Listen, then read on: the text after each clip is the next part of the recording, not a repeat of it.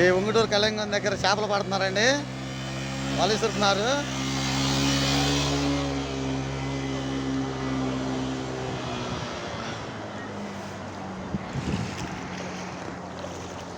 జనం వాటి నుంచి నడుచుకుంటూ వస్తున్నారు. బాబాయ్ వాళ్ళ సరతానే వస్తున్నాడు. ఆడ పడతాయేం, పడితే ఆడ పడతాయేం.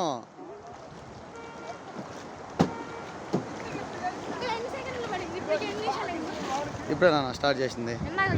అది అయిపోయినాయి ఆ వీడియోలు.